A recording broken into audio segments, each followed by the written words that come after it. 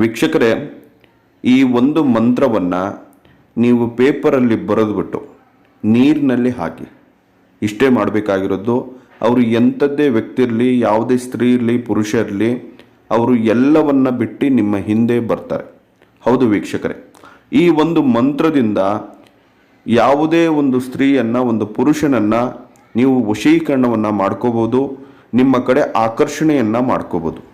ವೀಕ್ಷಕರೇ, ಎಷ್ಟೋ ತಂತ್ರಗಳನ್ನು ಮಾಡಿರ್ತೀರಿ, ಎಷ್ಟೋ ಪೂಜೆಗಳನ್ನು ಮಾಡಿರ್ತೀರಿ, ನಿಮಗೆ ಯಾವುದೂ ಫಲ ಕೊಟ್ಟಿಲ್ಲ ಅಂದರೆ ಕೇವಲ ಈ ಒಂದೇ ಒಂದು ಮಂತ್ರವನ್ನು ಬರೆದು ವೀಕ್ಷಕರೇ ನೀರಿನಲ್ಲಿ ಹಾಕಿ ಅವರು ಎಲ್ಲವನ್ನ ಬಿಟ್ಟು ನಿಮ್ಮ ಹತ್ರ ಬರ್ತಾರೆ. ನೀವು ಏನು ಹೇಳ್ತೀರೋ ಆ ರೀತಿಯಲ್ಲಿ ಕೇಳ್ತಾರೆ.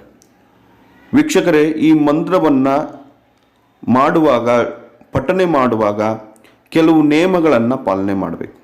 ಸಂಪೂರ್ಣವಾಗಿ ಬಿಳಿ ಬಟ್ಟೆಯನ್ನು ಧರಿಸಬೇಕು.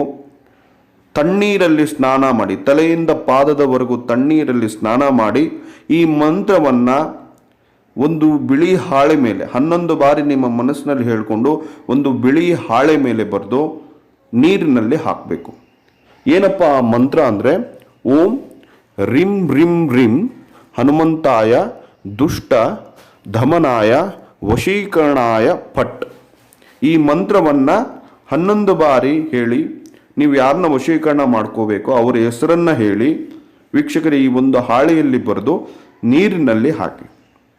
ವೀಕ್ಷಕರೇ, ಹಾಕಿ ನೋಡಿ, ಅವತ್ತೇ ಆ ಕ್ಷಣನೇ ಎಲ್ಲವನ್ನ ಬಿಟ್ಟು ನಿಮ್ಮ ಹತ್ರ ಬರ್ತಾರೆ. ನೀವು ಏನು ಹೇಳ್ತೀರೋ ಆ ರೀತಿಯಲ್ಲಿ ಕೇಳ್ತಾರೆ. ವೀಕ್ಷಕರೇ, ಬಹಳ ಬಲಿಷ್ಠವಾದಂಥ ಒಂದು ಸಿದ್ಧಿಯನ್ನು ಪಡೆದಂಥ ಮಂತ್ರ.